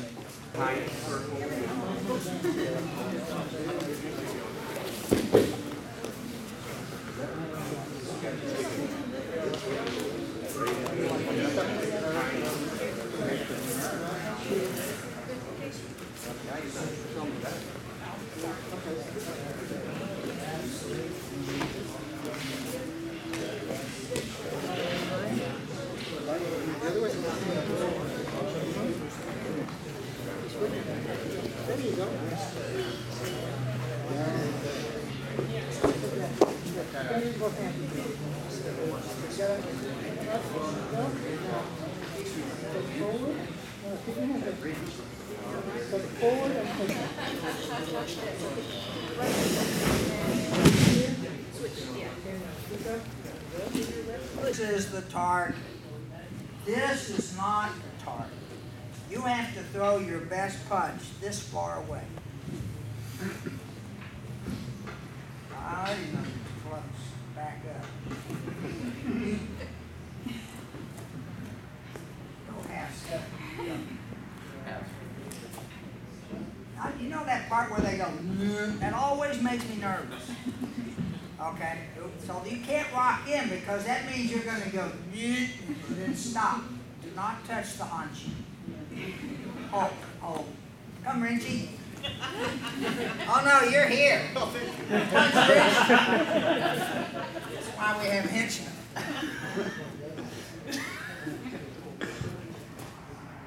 Yeah, it's pretty good at 1/3 tractor speed. It would have been. No. Fuck. No.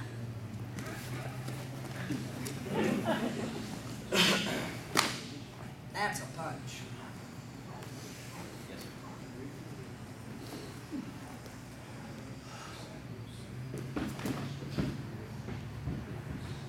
Okay, you're the target. Minchie, give him the heater.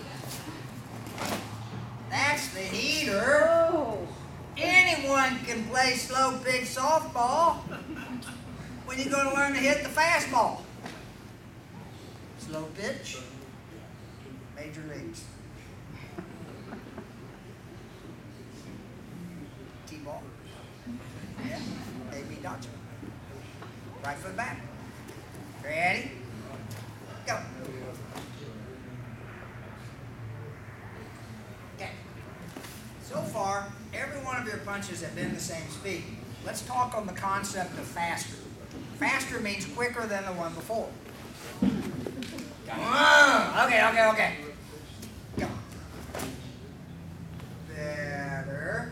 But timing's incorrect. Okay, shake it out. Okay, so understand the point. So here's the point. You've spent all your time practicing punches like that. Well, what are you going to do when they're really trying to hit you? When will you actually? Here's the deal. If you go to the batting range and you practice hitting all the slow balls, you'll be very good at it because you'll have had to learn how to time your baseball bat to that slow pitch until the first time they throw the heater. You know the part where you hear it hit the catcher's mitt and then swing? That's kind of a bad plan. But you have to learn how to time that. You're not going to learn to time that with slowness. You're going to learn how to time your hand to that punch, and the next one that comes in, you're going to get right about there. So for you to practice fast blocks, you must have a fast punch or a fast attack. If I'm going to have a fast attack, you better have real good control. Because the first time I eat one, when I get up off the ground, what am I thinking? My turn. Isn't that what you'd be thinking? Watch your students. Don't they do that? Pretty soon they've ramped it up, and you got to go over and sort of talk them off the ledge because they're dusting each other. Okay? Now I teach Sensei Derek here. See, he's not used to having some senior students around that hit like that, and basically that irritate him like I do. And I didn't really crank a fast punch. What made my punch look fast? Other than it was fast. I only do one show a day. Guys, work with me here. Okay, so what makes your punch deceptively fast? What makes that work? See, now you're treating me like Hanshy Roger. You're afraid to answer because you know there's a trick question. Okay, here's the thing. The eye will do what? It will time the body or the hand? What's it time? It'll time the body. That's the first thing that moved. Isn't that right? So when you're up here and you're moving at me, I'm going to see that initial movement. Okay, well, when's that punch go off? Right here? Here's how the white belts go. Isn't that right? They haven't learned to independently move their hand and their foot. So it goes. And it looks like you go, pretty soon you're over there going, come here. And then what do you tell them? I want you to not fire that punch till that foot hits the ground. So what happens to the eye? The eye times the body, punch appears. And it's very difficult to time. Does that make sense? I just made that up. Actually, I didn't make that up, but it does make sense. And so what happens to Derek, if you watch the way he's doing this, I get all the way in there and that punch goes zzz, and it looks like it just came from nowhere, doesn't it? Because there's no movement. You understand that? And so how are you going to learn these kind of moves? Well, that's the structure of your form.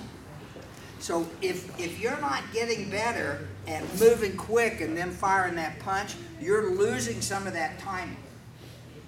Okay? All right, so let's work on that. Let's get a partner, and instead of punching to the face, you can punch here, so all we'll hear is a thump instead of a ah, and they fall down.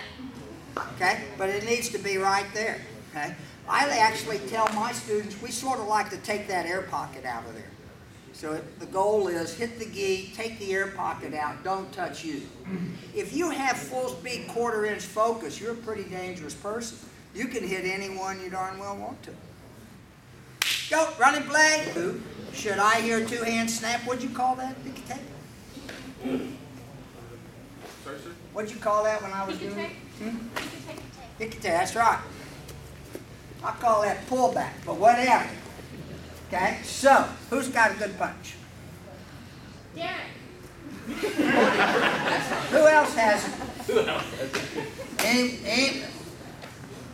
Mike did. There we go. And Mike has it. I don't want to be in front of. All right, so just not against me, just right there. All right, so from right there, without taking a step, ready? You're just going to fire that punch, just fast punch. Go. That's good. All right, now that's good. Now for training purposes, I want you to leave it out, okay? Because I'm after the finish.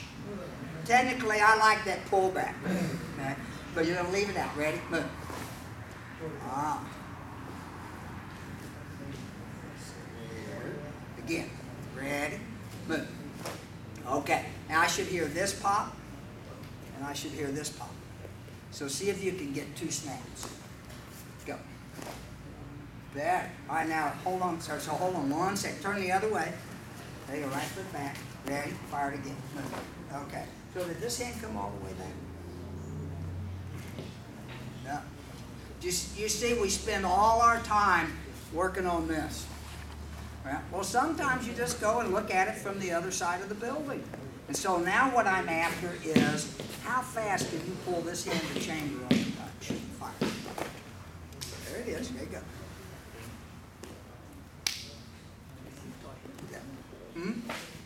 Well, that's the rumor.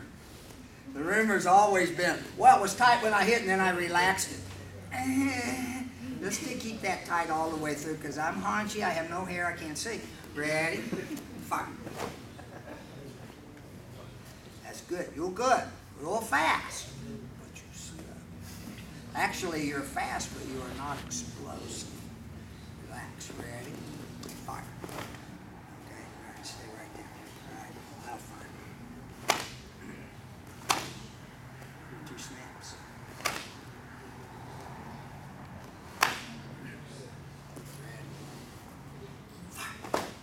That punch, you sort of have to see it first, don't you? See it? It's a whole different move, isn't it?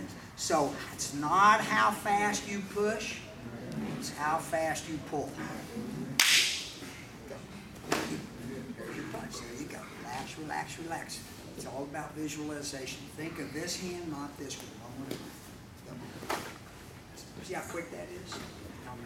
Thank you. All right. All right, so remember, everybody looks good in their own material. It's my material, okay? But it's how we start training people in class to get that explosive punch. Then you add, if this is true, can you pull that trigger right there? That's the next piece. If you can't do this part, doing this part ain't going to help you. And what's Roger say? So you can't go, bam! Not how fast you pull that trigger. How fast you get the gun out of the holster, right? It doesn't really matter what you're doing here until you get to here, unless you're Inspector Gadget or Gorilla. Because you can't reach me from there. Does that make sense? Yes, I have no idea what I'm saying. I'm in the zone. I'm in the zone. Okay, so where's Derek? Oh, Derek. Come, Derek. We'll put you in remedial Seiken. Ready? And he fires.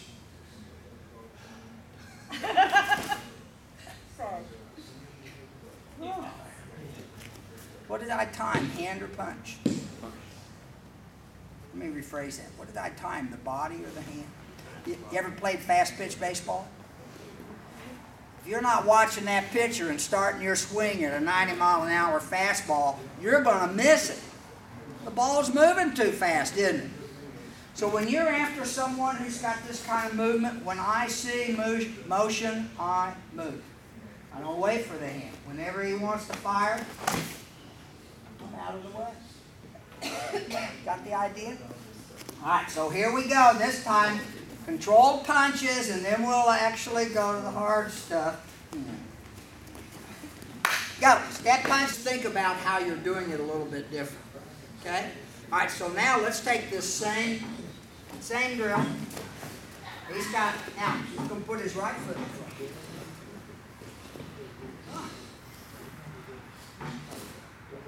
Well, now, boxers. This is how the fight goes, right? How many people in a fight have you watched them go? Say zero.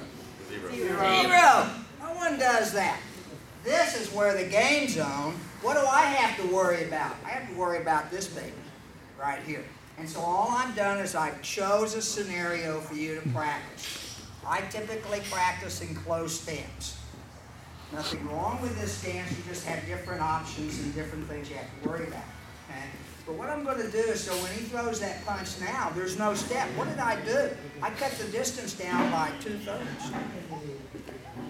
Right? Think about it. I cut it down by half. Right? So instead of taking a step, instead of starting here, I started you here. Now there's no footwork, there's only the hand spin. So now he throws the punch. Good. Yeah, that's pretty good. Go.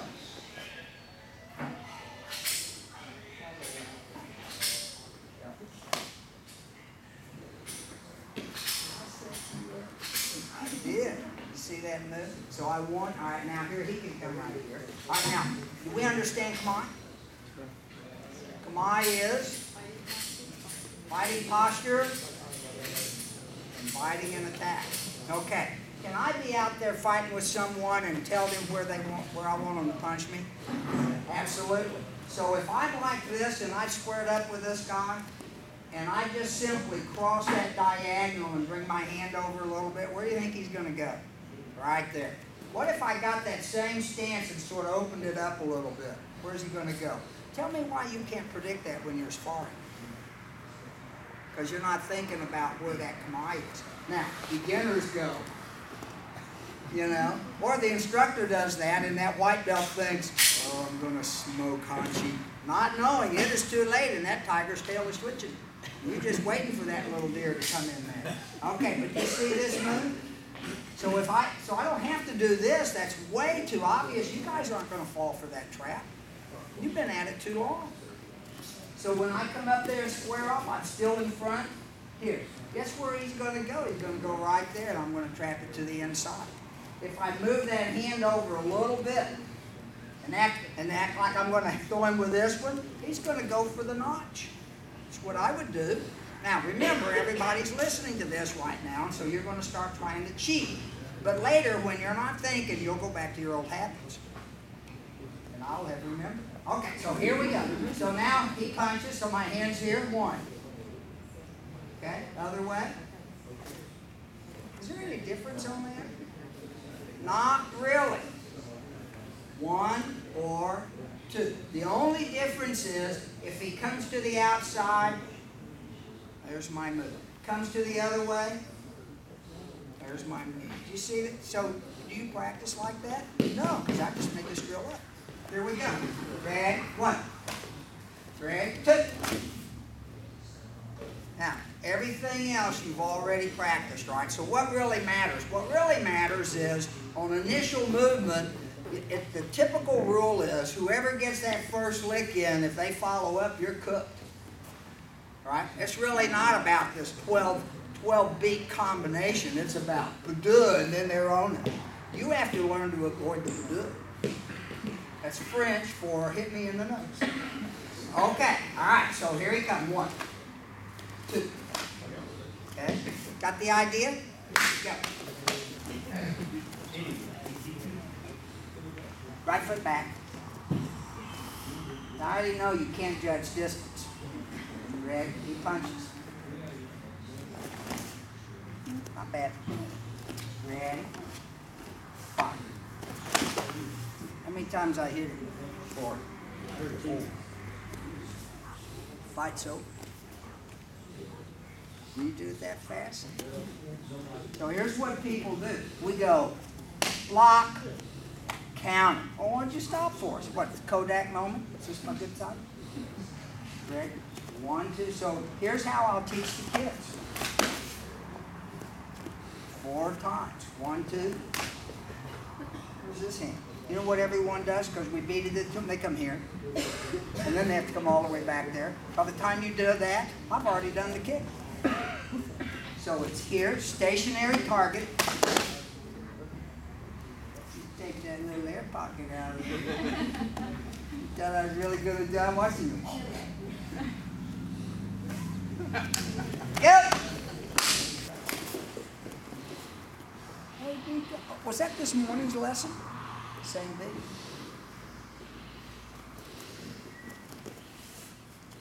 One, 2,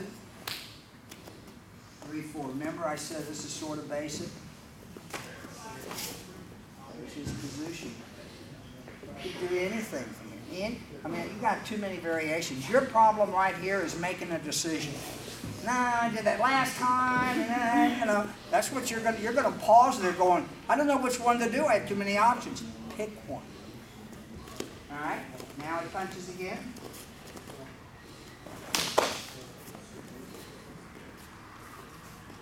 Fight's over. Oh, was that last night's lesson? What have I done different? You know what I'm doing? Whatever I do, I'm working that beat. Boom, boom, boom. Until pretty soon, you won't be thinking about this stuff. And so what happens is, and I was telling the other instructors, we become very good at our green belt level. Because that's usually the most of your students are that. I mean, how many have a class, 60 black belts?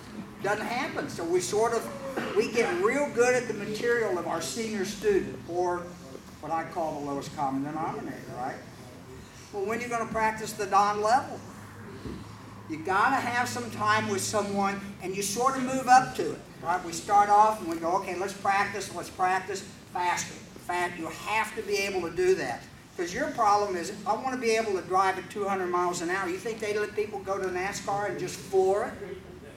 No, I have to learn how to operate at 200 miles an hour. I have to learn how to have this speed with control that stops right there. And you'll find mistakes happen. So that means that I have to know that you know what to do, and I know what to do. Or as we say in Kansas, it's important that you're totally conscious at all times. All right? Okay, go. Do what? No, ma'am. Sit down, shut up. I haven't run it again. When you hit him, I'll brace it. Go ahead. Thank you, man.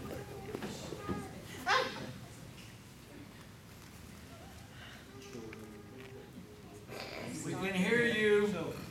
Roger, go ahead and talk to the Let's talk to the talk to the empty chair, just like Clint Eastwood did.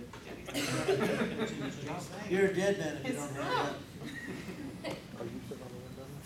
I said to him, just kidding. The only thing you can show us is we're showing for Dan. I know. I'm just videotaping a little bit. I'll get him when he comes out of the bathroom. There he is. Yeah, you. Wash my hands now. There's one on the. So the idea is this: when I pull the trigger, you have a trigger safety, you have a drop safety, and a prime pin safety. All the safeties of this weapon are internal. It was built by engineers in Austria. So the idea is this: there's nothing exterior that you have to worry about. I have night sights on mine, but the idea is this: so when I pull this trigger, all 3 are activated. Before I release the trigger, it will reload. Now listen to this click. That's the reset. There's where you make this weapon from double action to single action. Now listen. That's all I have to do. So once it goes back, I can make this magazine, and Roger's done it, heard me at his place, make it sound like it's fully automatic. Because as soon as it goes, and it's not, it's a semi-automatic weapon. Because once you understand the trigger reset, understand the muscle memory, that's all you gotta do. How much motion are you feeling or seeing? None. That's 2 rounds. 1, 2. Make sense? That's what I like about the clock. Like I said, everything's internal. So basically what you're looking at, and we do malfunction drills because the automatics are failed to fire, which means for whatever reason the magazine wasn't seated, the round didn't go in the chamber. Failed to fire could be the ammo itself. Failed to feed, which means it could be the magazine, the ammo, basically the springs aren't strong enough to push the ammo in, or for whatever reason the ejector's not pulling the ammo out so that the round can go forward. Failed to extract. Yeah, we tap, rack, bang, and we basically that's the system that I teach the guys. The worst thing can happen to an automatic is double feed. Double feed, because the magazine is in, it's pushing the round in, but there's still a round inside the chamber. So what happens is, and actually in the barrel, you have to literally tear it down. You literally have to push the button, pull the magazine out, clear it, get the magazine in, and you're ready to go. And I've shown the guys on the range, when I point the weapon at somebody and it's basically malfunction, won't go, clear it, round. Before they realize, I'm already back in battery. So that's the idea about the Glock. So I want to give that real quick. That's what I teach at Rogers when we go to firearms range. So here's the idea. We only have four weapons. Does everybody? How many you got? I've got You have one? I've got mine. So that's 4, 5, 6, 7 now we have. Okay. So here's what I want first. I have a round. Okay, just to let you know, so I'm pointing at you. Okay, so here's the first thing. I'm an officer. I draw my weapon on the bad guy. Okay, I don't have my fingers ever in the trigger guard because anytime I train my guys, we're going to rip the weapon away from the bad guy. And anytime the weapon goes off, who should go off into? The bad guy. So he won't have to worry about it going off because even if it did, because I mean the only way I can do it is chamber it now, and I'm not going to do that. So if I'm pointing at Lane here, and he grabs my weapon underneath, what I'm going to do is I'm going to secure, pull it to me, and then. Okay, so the very first is that we have people carrying guns, concealed handguns out here. We have law enforcement, we have constables, we have everybody from bailiffs all the way to full-fledged federal officers. So I got quite a bit of potential clients.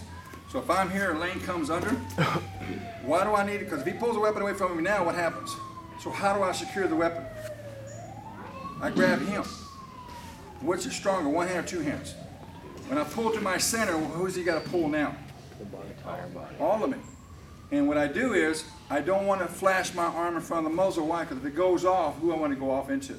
So this is what we take all this consideration. So I pull the weapon to me, and what I do is I put my hand and let the weapon do the work for me. And I crush his fingers, pushing down. Okay, can we do that, please? Those who have weapons, I sat in bat and also I was one for Brian P. on 3 different times. Every time he dropped it, he picked it up again. So the idea is this: I don't do this. I do this. When I go around a corner, I do this. So wherever my head goes, wherever my weapon going. This movie crud, we don't do that stuff. We don't fire warning shots. And Daniel will tell you, he's a current officer where I retired from. There's no reason to have my weapon out unless I intend to use it. So I use target acquisition, target intimidation. I was a firearm instructor for Bryan PD. So if your weapon is out, this is low ready, because all the time I'm low ready, one of 2 reasons. The threat is imminent. I mean, no longer, it's been reduced. Or who's in front of me? Well, another officer. Because I don't want to have that response where reflex that I shoot my own partner. It has happened. So my weapon is down because my partner's in front of me. So it's away from me. What's this? TV, Hollywood, as we call it. So I'm here, low ready. The threat's reduced, gone, or I'm simply just what? With my brother officers. Now, my weapon is here. Who does this crap? Videos. We don't do that crap. My weapon is here or here. Where I go, it goes. If I'm coming in a building search, I'll go around the corner, and I'll see the guy, thank you very much. He sees what I see. What is he going to see first? So we got that, please? Do it a couple times. Switch out with your partner. I want to secure it. I want to secure it first. Then pull the center. Then rake. Okay? Here we go. Well, let me borrow Bart here. Everybody watch. When Bart grabs my weapon underneath, we're going to go over the top too, so we're going to be doing both. So when I pull the center, watch what I do. If he comes at me now, it's a deadly force encounter. You know, if the threat's imminent and he comes at me and I'm getting tired, I'm old, I'm out of shape, or I'm not, you know, there's multiple attackers, why would I shoot this guy? Maybe justified. Because how many times I need to fight this guy for my weapon? He's obviously, and we know what's the percentage if he takes his weapon away from you. He's going to kill you with it. So here we go again. I'm here, he comes underneath. He can do both hands.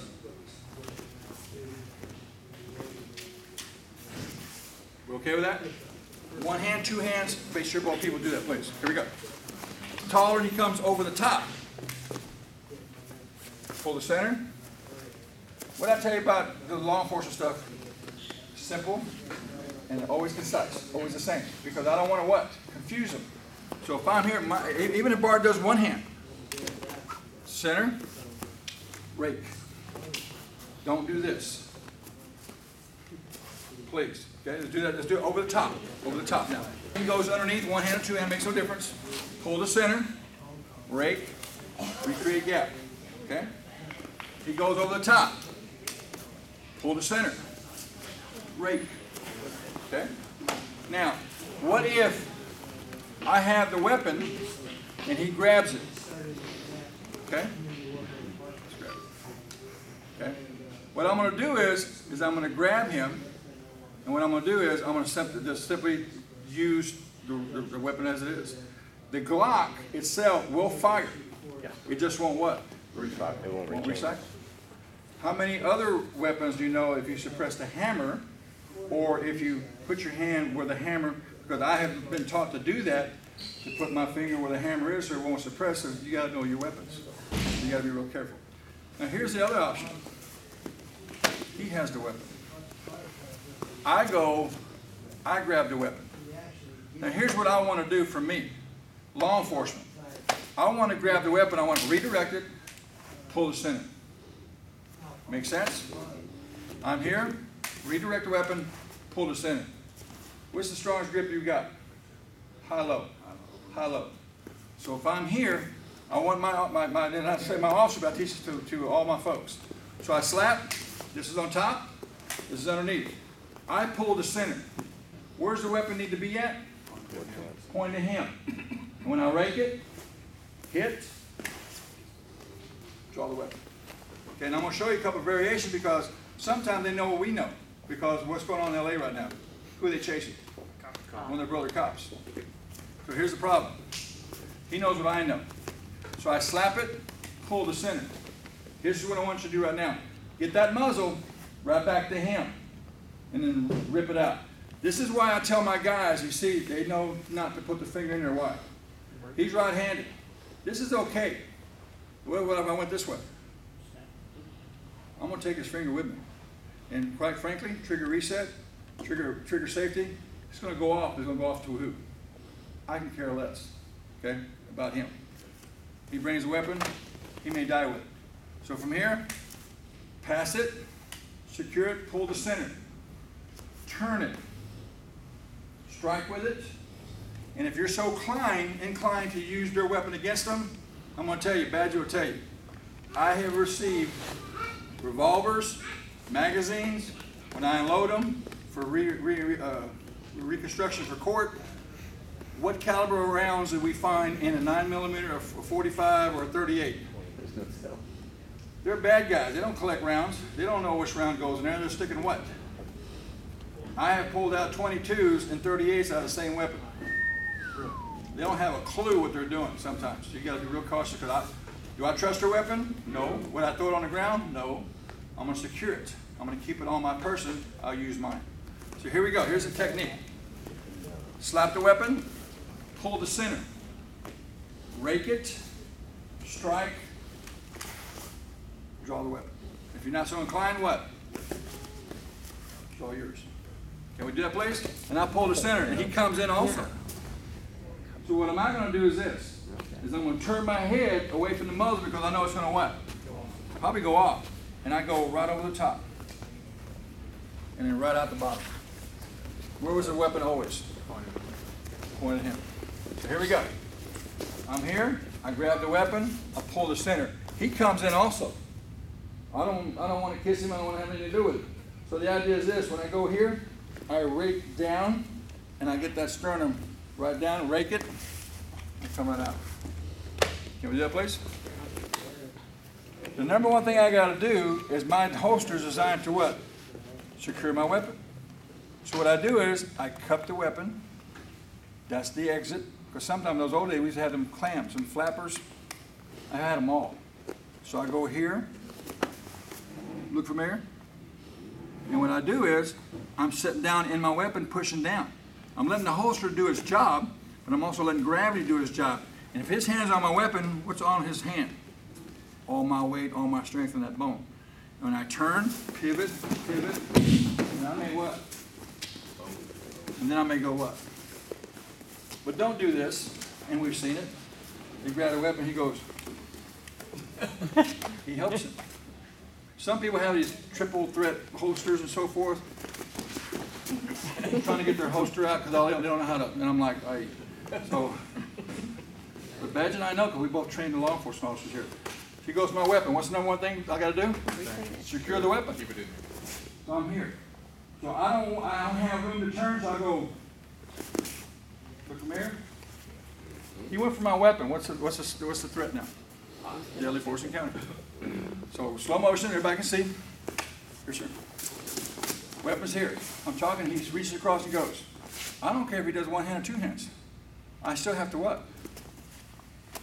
Secure the weapon. Who's got remember? Table, three-legged, two-legged, what is it? It's all prize. What's right there? Radios. Are we okay with that? Let's do that one, please. Completely wrong. It just what? Creates a better. He had the weapon here, good secure. No, do what I'm telling you. Secure weapon here, secure weapon here. He let that one go. Is he stronger backhanded or me forward? No, watch.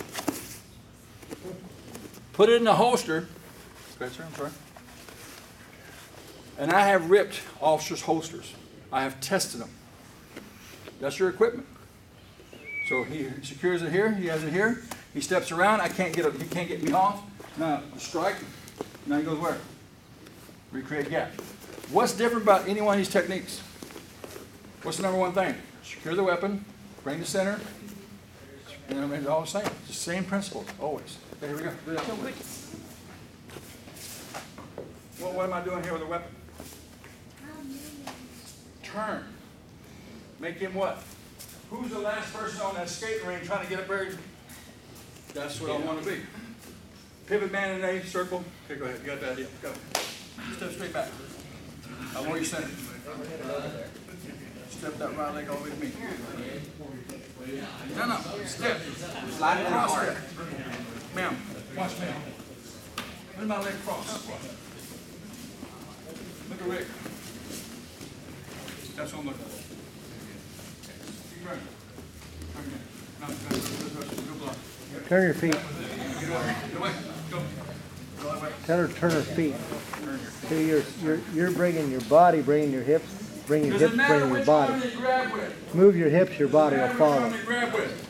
Yeah. See, turn from the bottom rather than from the top. You'll like your result. Most of the pukes I come across are right-handed, but every now and then I got a left-handed one. He comes across left-handed. That arm bar won't work now.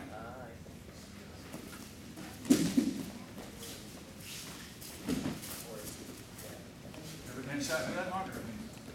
And why not? Crisis situation, you want to be deviant, you want to be theatrical, you want to be simple. That always works. And then who can do it? Anyone else. 40 of those. I have to believe it. And I deepen my knee at the end, so I'm kind of staying in touch with my independent hand motion, knee trigger, hand timing. and get my legs work. Now, I have done them where I step with